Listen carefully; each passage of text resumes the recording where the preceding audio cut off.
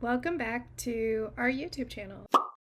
We just want you to read. I am Daryn, one half of this channel, and I'm here to remind you that I just want you to read, and I'm doing a series on the books that built me. So they're the books that I read when I was a kid, and I'm talking about why I consider them the books that built me all these years later, and why I still hold them so dear and the lessons that they imparted to me.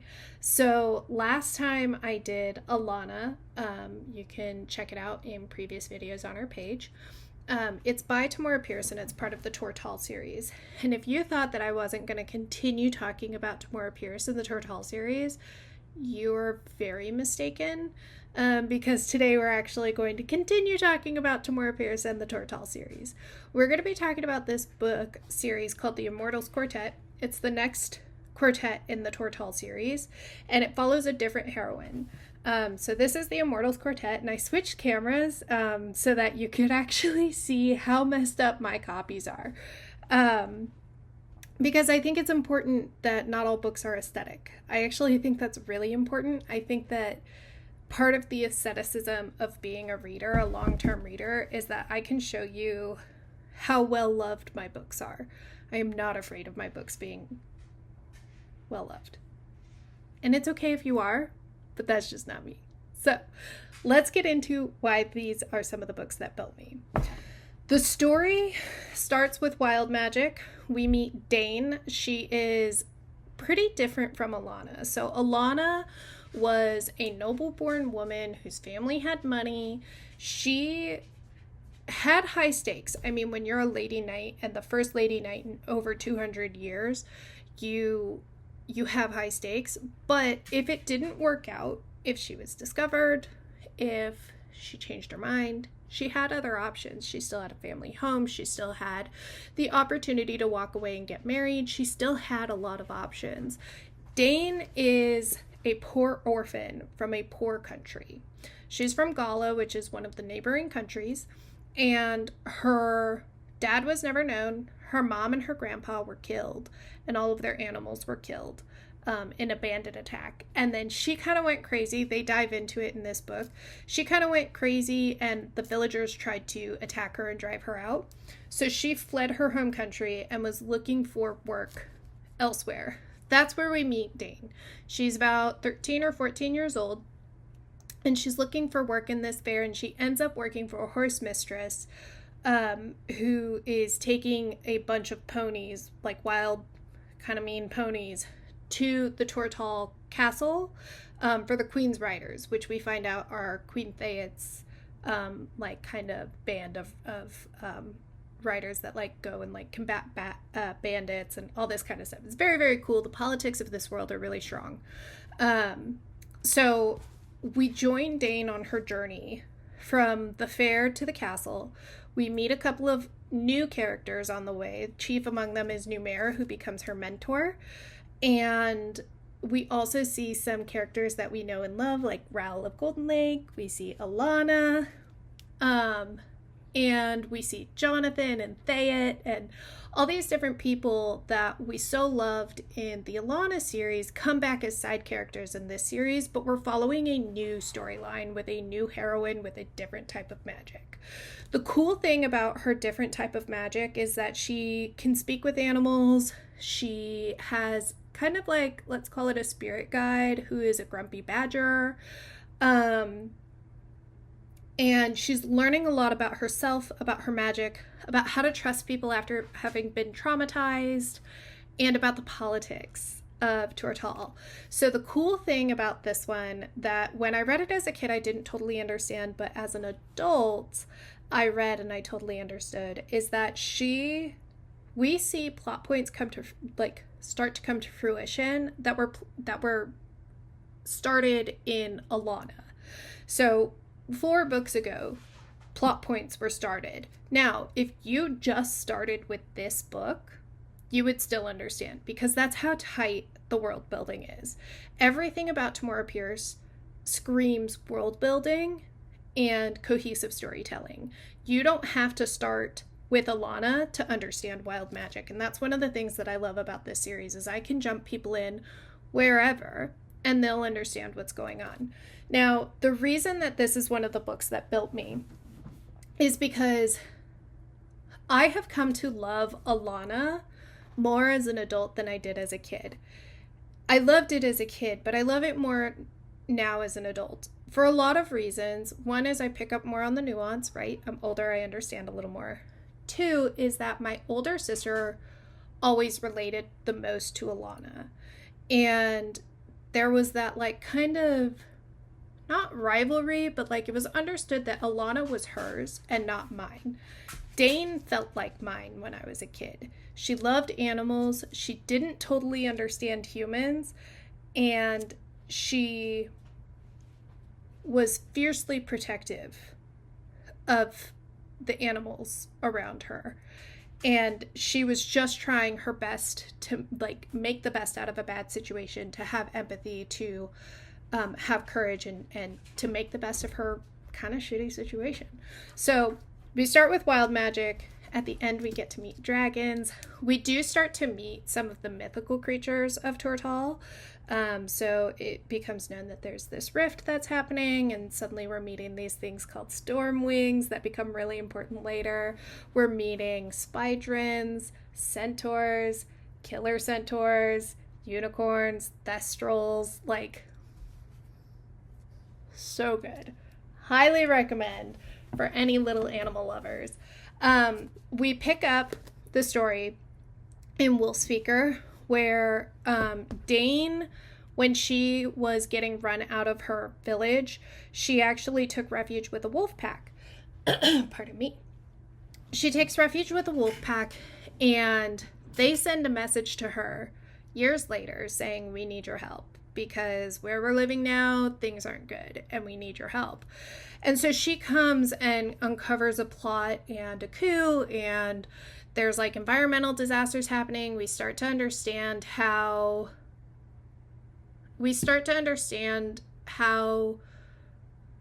Daryn views indentured servitude, slavery, all these different things. And it is yet another one where you can't judge a book by its cover. Although you should. Look how cool this is. So 80s. You can't judge a book by its cover on these characters. You have to start having these like complex moral conversations that are really, really good. Like, you know, at what point do you demonize someone for their nature? And by someone, I mean animals, because humans always have a choice. But this one kind of started me on my path of being an environmentalist and a conservationist. And it is excellently written. It really breaks down complex topics for kids in a way that I can't recommend enough. I'm kind of flying through. I don't want this video to be too long, but I could truly probably talk about Tamora Pierce for like 18 years. So, and I have, as anyone who's been friends with me for that long will tell you. The next one is The Emperor Mage. Look at this cover. God, they just don't make beautiful covers like this anymore. Like, look at that. That's so gorgeous. So in this one, we start to see Daryn coming into her power, one. And two, she's starting to understand how Tortal is playing on the political stage in the wider world. And we're starting to understand more of the politics and more of the wider world of this world. She travels to Carthag, which is an important player in previous books, to talk to their emperor, who is a mage, who knows Numair. Numair is still around. Who knows Numair and hates him. And Carthag still has slavery. So we have a lot of discussions about slavery and about abolishing the slavery and the complexities of abolishing slavery in a massive empire, and like how violence takes part in a revolt, which sounds crazy for a kid's book, but it was a really formative book for me in understanding that a lot of these things morally are black and white, absolutely, but the reality of dismantling them have shades of gray, and when incremental change is good and when it's bad. again, crazy for a kid's book, but it really opens that up because it really, really does tackle those topics beautifully. So Emperor Mage is really great. We get more about the dragon. This is Kit or Sky Song. We learn about hyenas. It really gave me like a lifelong love of hyenas, which is crazy because Lion King did everything they could to make me hate hyenas, and this book was like, nah, you love hyenas. And it's a really enjoyable book, and story, and very complex. So finally, we come to the last book in the quartet, the Immortals Quartet, called The Realm of the Gods. And Dane and Numair are fighting a magical creature and get sucked into the realm of the gods to protect them. And then they have to go on a journey to ally themselves with the dragons. They have to figure out how to, it's essentially like the Four Horsemen of the Apocalypse, this world's version of that, get released into the world, and they have to figure out how to handle that. They have to figure out the wider play, if that makes sense. Like, the war that they're fighting in Tortall has a wider implication than just Tortall, and we start to see that in the Realm of the Gods. This is a beautiful conclusion to this whole quartet. We start to have conversations, again, we have deeper conversations about the way that we can't villainize animals for their nature. Like, you can't villainize a lion for eating a zebra. That is their nature.